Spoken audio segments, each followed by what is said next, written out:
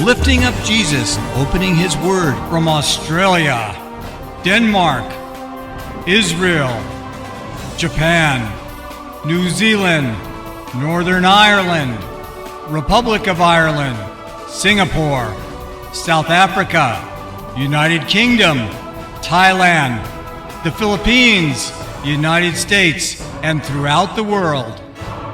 You're watching Moriel TV.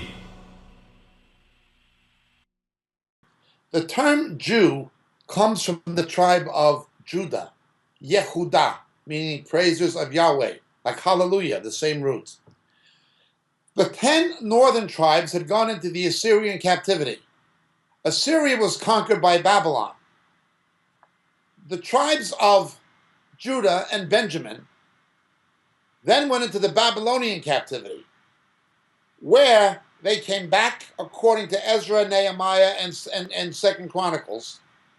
And the Jews who'd been exiled, the remnant of them who'd been exiled under the Assyrian captivity, came back with them. Hence, Jew became a general term for all of the tribes at that time. The term before the Babylonian captivity and the restoration from it was Israelites. But during the captivity and during the Persian conquest of Babylon, you see in the book of Esther, all Jews, all Israelites were called Jews. Esther and Mordecai, and this is the Feast of Purim now, Feast of Esther. Esther and Mordecai were not from the tribe of Judah. They were from the tribe of Benjamin, yet they were referred to as Jews. So prior to the captivity and the restoration from it, they were known as Israelites, according to whichever tribe they were in. After the captivity of Babylon and the return from Babylon, they all became just simply known as Jews. Now let's go further with this. The 10 tribes were never completely lost. We know this from the New Testament and from Jewish history. You'd be hard-pressed to find which tribe a Jew is now, although people have talked about names like Levi and Levison and Siegel being from the tribe of Levi and so forth, or Davidson being from the tribe of Judah. People have said things like that, and they may have some point to it. But after all these generations and centuries, we can't be dogmatic about it. However, James writes his epistle to the 12 tribes.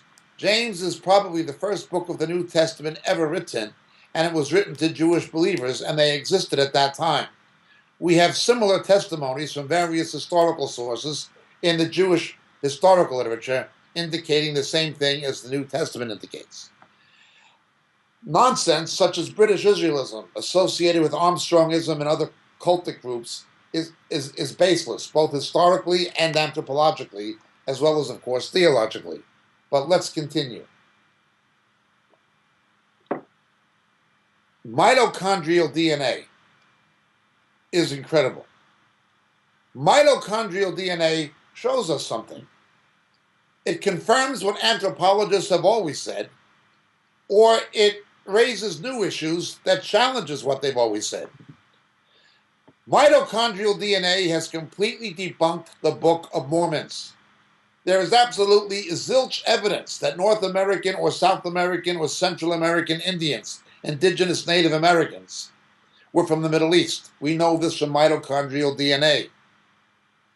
The mitochondrial DNA signatures of Native Americans, North, South, and Central, Canada, the USA, wherever, Latin America, all shows the anthropologists were right. Their ancestors came from Siberia across the Bering Sea. At one point, that's only 50 miles. It's far less of a migration than the Polynesians had to get to Hawaii. Although it was cold up in the Bering Sea, of course, been meteorological weather changes at different points in history, so it might not have always been too cold to cross, or as cold to cross as it is now. They came from Siberia. We know this from the mitochondrial DNA, and mitochondrial DNA debooks the Book of Mormon. I watched a film of Mormon scientists from Brigham Young University, who were genetic scientists themselves, admitting that the Book of Mormon had to be wrong. simply based on mitochondrial DNA. Some of the Mormon leaders began saying God changed the DNA of North American Indians in order to test the faith of Mormons. That's how absurd it became. More recently, presuppositions that the Celts of Wales and Ireland and Scotland and Cornwall and England and the Basque provinces of France and of Spain and also Brittany and France. It was always thought by anthropologists that they came perhaps 4th, 5th century before Christ from Central Europe, the area around Switzerland, Austria, and the Czech Republic, and certain areas of Germany. That was always the presupposition. But now mitochondrial DNA is challenging that. With mitochondrial DNA, they're able to show that the people who live in modern Wales were the same DNA, mitochondrially, as the Druids and as the ancient Welsh and of the people of Stonehenge in England. But there seems to be a discontinuum with what they thought that they came from Central Europe.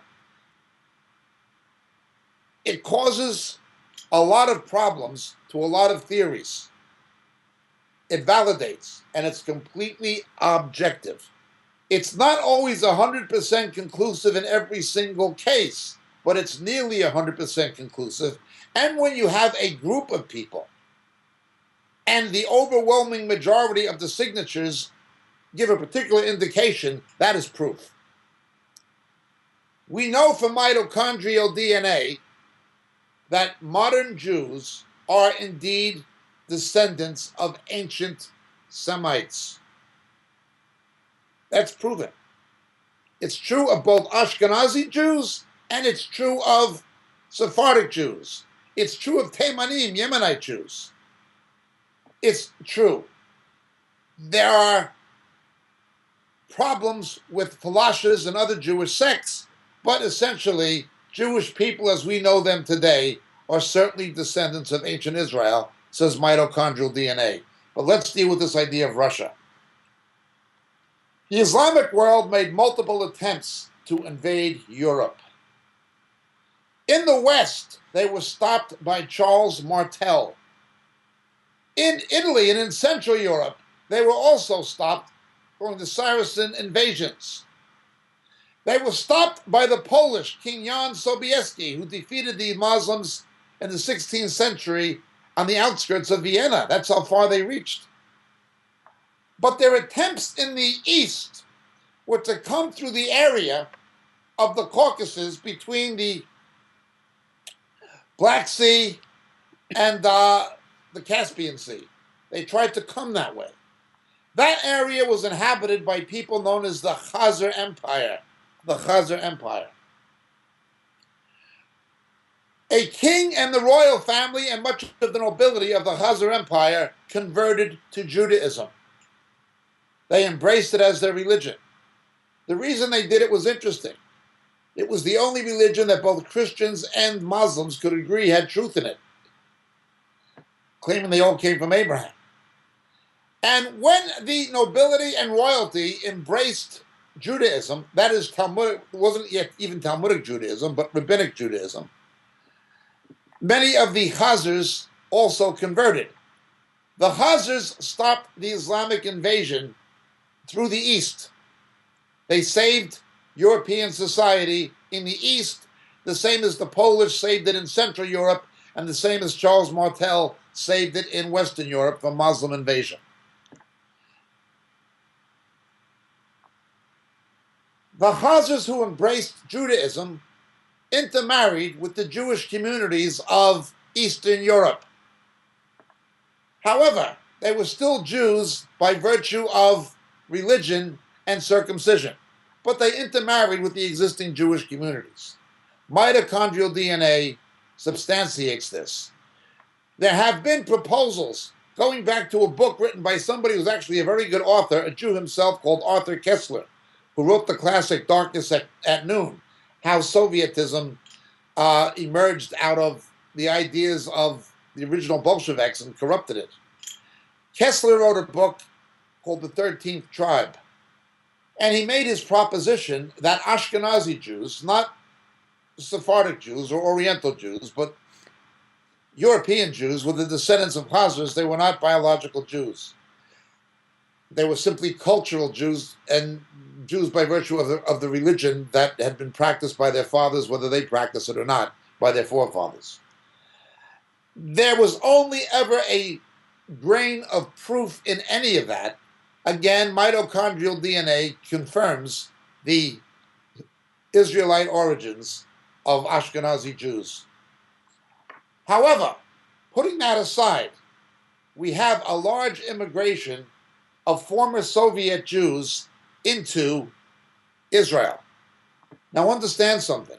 Under the Israeli right of return, the law of return, if you have one Jewish grandparent and can prove it, you can conditionally be allowed to immigrate to Israel. The reason being that if you had one Jewish grandparent, that's why Hitler would kill you, would have put you in a concentration camp. So the law of return is a response to the dictates of Nazism, of the Third Reich.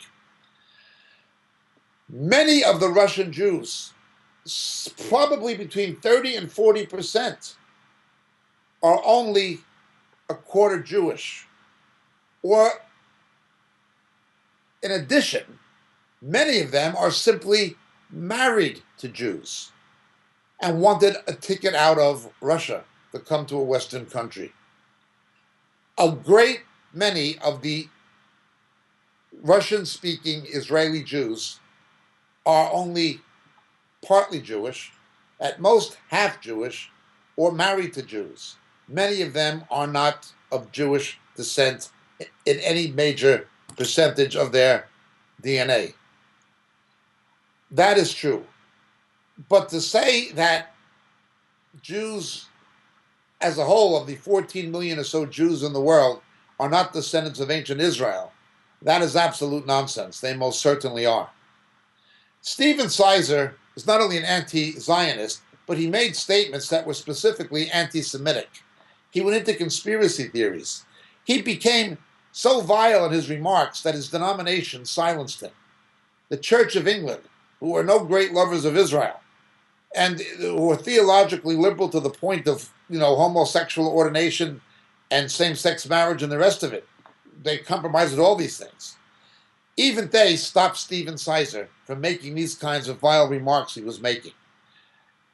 Most people who look at what he has said do not simply consider him to be an anti-Zionist, they consider him to be an anti-Semite. I also know him to be personally dishonest in terms of remarks he said about me. He had an invitation proposed to debate me on television. I accepted it, and he backed down. He ran scared. At least Alex Awad from Bethlehem Bible College showed up. Sizer didn't.